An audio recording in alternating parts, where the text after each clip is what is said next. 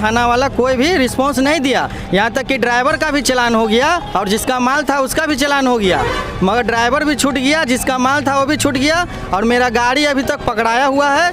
जहाँ तक कि उसका जो फाइन भी सरकार ने 2.5 लाख रुपया किया, वो फाइन भी मैंने जमा कर दिया, तब भी गाड़ी अभी नहीं छूट रहा है।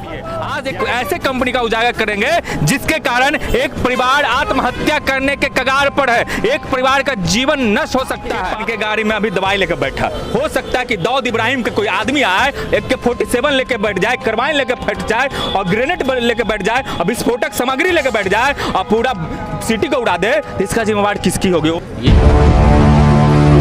नमस्कार, जय हिंद। आज एक बहुत बड़े कंपनी का फ्रॉड दिखाने आया है। एक ऐसी कंपनी जो लाखों करोड़ों का मुनाफा कमाती है, लेकिन जब उसका कर्मचारी या उसका कस्टमर बीच मझधार में फंस जाता है तो बचाती नहीं है और डुबा देती है। आज एक ऐसे कंपनी का उजागर करेंगे जिसके कारण एक परिवार आत्महत्या करने के कगार पर है, एक परिवार का जीवन नष्ट हो सकता है। तो सबसे पहले आज आपको बताएंगे कि ऐसे कंपनियों पर नकेल करने के लिए हमारा वीडियो बनाना जरूरत है, तो आपका आवश्यकता है इस वीडियो को शेयर करना। जोर से बोलिएगा क्योंकि सिस्टम बहिरी है। क्या हुआ है?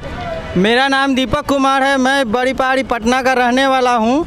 मेरा गाड़ी ओला में चलता था और ओला बहुत बड़ा फ्रॉड कंपनी है, जिसके कारण मेरा आज गाड़ी फंसा हुआ है। यहाँ तक कि 10 लाख का नुकसान भी हो चुका है, मगर मेरा ओला से कोई रिस्पांस नहीं मिल रहा है। मैं मेल पर मेल डाल रहा हूँ और कंपनी को फ़ोन भी करता हूँ, कोई रिस्पांस नहीं है। और यहाँ तक कि पटना में कोई कंपनी है जिसका कोई भी ब्रांच भी नहीं है जहाँ पर मैं कंप्लेन कर सकूँ, या कोई अच्छी भी नहीं है कि वहाँ पे मैं अपना दुख को सुना सकूं। क्योंकि मेरा जो गाड़ी है वो जो फंसा हुआ है सहरसा में, वो ओला ही बुकिंग दिया था। ये देखिए उसका बुकिंग का जो पेपर भी है, और मेरा जो गाड़ी थाना में फंसा हुआ है, कितना भी कोशिश कर रहे हैं कोई भी नहीं छुड़ा रहा है मेरा गाड़ी को।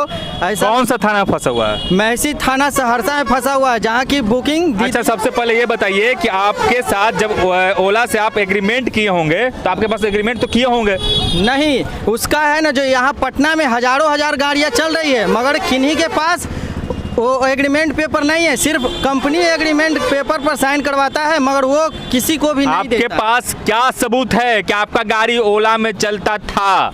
मेरे पास बस यही एक सबूत है कि डेली वो ओला में गाड़ी है जो मेरे को बुकिंग देता था और हम उसको कमीशन दे देते थे। 27-28%, 30% कमीशन वो लेता है, मगर मेरे को कुछ भी रिस्पॉन्स नहीं दे रहा है। मतलब एक दिन में कितना कमीशन तक दे देते थे? कम से कम 2000 से 3000 तक एक दिन में दे। यानी आप एक गाड़ी से उसको 50 से 60 हजार महीना देते थे। हाँ। उसका इन्वेस्टमेंट जीरो। वो सिर्फ आपको एक तरीके से एजेंट का काम करता था, बुकिंग देता था और आप उसे कमीशन देते थे। वो क्यों गाड़ी पकड़ाया, उसके पीछे कारण क्या है? यहाँ से बुकिंग मैं 0 माइल ट्रांसपोर्ट नगर से बुकिंग लिया था, मेरा ड्राइवर ने लिया था। वो यहाँ से बुकिंग करके सहरसा जा रहा था, उसी समय बीच में रास्ते में चेकिंग के दौरान पकड़ा गया गाड़ी। उसमें कोरेक्स सिर्फ था। उसके जगह ड्राइवर कितना भी बोलते रह गया कि मैं ऑनलाइन ओला से बुकिंग होकर आया हूँ, तब भी थाना प्रभारी या थाना वाला कोई भी रिस्पांस नहीं दिया। यहाँ तक कि ड्राइवर का भी चालान हो गया और जिसका माल था उसका भी चालान हो गया, मगर ड्राइवर भी छूट गया, जिसका माल था वो भी छूट गया और मेरा गाड़ी अभी तक पकड़ाया हुआ है। जहाँ तक कि उसका जो फाइन भी सरकार ने 2.5 लाख रुपया किया, वो फाइन भी मैंने जमा कर दिया, तब भी गाड़ी अभी नहीं छूट रहा है। यानी कि समझिएगा, इनका गाड़ी का दाम था 5 से 6 लाख रुपया। यानी कि कितना किस्त था आपका गाड़ी का? मेरा गाड़ी के किस्त 16,420 रुपया, जो कि महीने महीने मैं जमा भी कर रहा हूँ। और जो आपने फाइन भरा 2.5 लाख रुपया, वो कहाँ से भरा, कहाँ से आपके पास वह पैसा आई? मैं यहाँ बड़ी पहाड़ी में किसान का बेटा हूँ, मेरा पिताजी के नाम है काशी महतो, और मैं वो पैसा सूद पर ले करके 2.5 लाख रुपया भरा हूँ। और ये जो 16,420 रुपया महीना है वो भी अलग से दे रहा हूँ मैं किस्त। यानी कि 25 से 30 हजार के महीने का भी फालतू में आप पैसा दे रहे हैं किसी को? हाँ, वो तो दे ही रहे हैं, मगर क्या बोलते हैं, हमको तो ऐसा लग रहा है कि अब मैं मर जाऊँ इस ओला कंपनी के चलते। मैं लगता है कि फांसी लगा लूँ। नीतीश कुमार जी, नरेंद्र मोदी, यशस्वी प्रधानमंत्री भारत सरकार, आप लोगों से निवेदन है कि सरकार तो भ्रष्ट तंत्र पर बात करती है, लेकिन जो सिस्टम है, जितनी प्राइवेट कंपनियां हैं, इसके भ्रष्टाचार पर कौन बात करेगा? ये एक व्यक्ति नहीं है, न जाने बिहार में कितने व्यक्ति ऐसे होंगे जिनके साथ इतना गलत काम होता है, जो आत्महत्या करने पर मजबूर हैं, जिसका घर का पूंजी समझिए कि एक तरह के प्राइवेट कंपनियां के काला बाजारी में डूब गया है। आज आप आपसे कहना चाहते हैं, क्या मांग करना चाहते हैं सरकार से? कैसा कानून बनाना चाहिए इस पर सरकार को?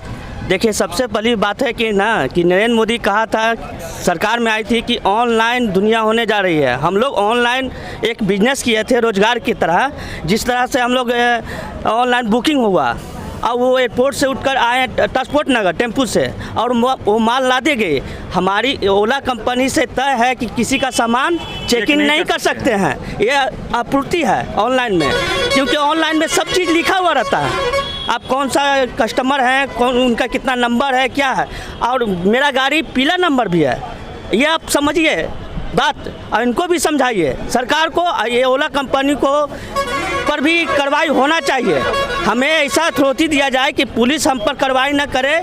जब कस्टमर पकड़ा गया, माल पकड़ा गया, जब ड्राइवर पकड़ा गई, तो गाड़ी क्यों रखे हुए हैं? हमने जब डीएम के मांग से फाइन भी किया, आज हमारी 2 महीना से गाड़ी नहीं छोड़ा गया है। उसके बाद वो गाड़ी हमारे थाना प्रभारी चलवा रहे हैं। सभी का मिली भगत है, दाल भात चोखा एक साथ हो है, सबका मिली भगत है। समझिएगा, इनकी गाड़ी पकड़ाई हुई है, गाड़ी चल रही है थाना में, जो सरसा थाना है वहाँ गाड़ी भी चल रही है। वहाँ पर वहाँ के दरोगा साहब और जो भी साहब है उस गाड़ी पे बैठ भी रहे हैं, और इनकी गाड़ी नहीं छोड़ी जा रही है। फाइन भी भर दिए, फिर भी गाड़ी नहीं छोड़ी जा रही है। ओला जो कंपनी है, जो प्राइवेट कंपनी है, वो ओला कंपनी क्या कर रही है लोगों के साथ? इन लोगों का फोन भी नहीं रिसीव कर रही है। और दूसरी बात, अगर आप लाखों करोड़ों रुपया बिहार से कमा रहे हैं तो आपका एक मेन ऑफिस बिहार में होना चाहिए था, फिजिकल ऑफिस होना चाहिए था, ताकि वहाँ पर लोग कस्टमर जा सके, या फिर गाड़ी के जो ऑनर है वो भी वहां पर पहुंच सके, या फिर गाड़ी के जो मालिक है वो भी पहुंच सके, ड्राइवर भी।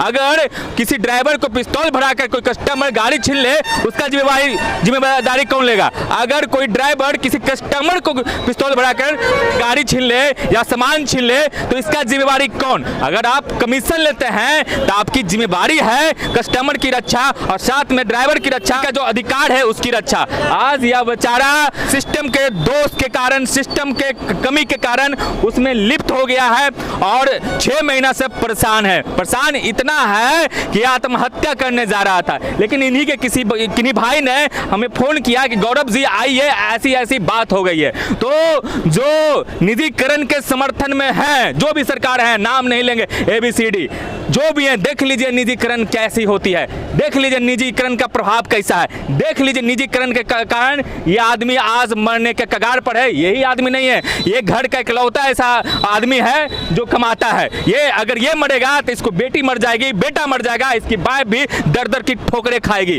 तो नीतीश कुमार जी जो 17 साल से मुख्यमंत्री हैं, और शायद आगे भी आप ही मुख्यमंत्री रहिएगा, और तेजस्वी यादव जी जो युवा का एक होप है, आशा है, आपसे निवेदन है कि जो ओला कंपनी है उस पर कड़ी से कड़ी कार्रवाई करिएगा और कठोर कार्रवाई करिएगा, ताकि वो बिहारियों को अधिकार है उससे वंचित नहीं कर सके। वो बिहार से कमाता है कमीशन के नाम पर, लेकिन जब बिहारी को तकलीफ होती है, जब बिहारी का गाड़ी पकड़ा जाता है, जब बिहारी लड़का जेल चला जाता है ड्राइवर, तो उसको देखती भी नहीं है, फोन भी नहीं उठाती है, नहीं उस पर कोई कार्रवाई करती है। होगा पटना में कम से कम 100 वो ऐसा बर्दाश्त हो चुकी है। 100 बर्दाश्त? हाँ, आप मोबाइल में BS लेके चल जाइएगा तो हम लोग कैसे जानेंगे कि आप मोबाइल में वो कस्टमर BS लिए हुए?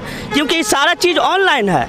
हम ऑनलाइन पैसा भी देते हैं, टैक्स भी देते हैं, गाड़ी का भी टैक्स देते हैं, और महीना EMI भी कटवाते हैं। मोदी बोला कि आत्मनिर्भर बनो, तो आत्मनिर्भर बने तो यह हाल है कि हमको गाड़ी के बाद 2.5 लाख रुपया खेत बेच के कर्ज लेके हमको देना पड़ रहा है।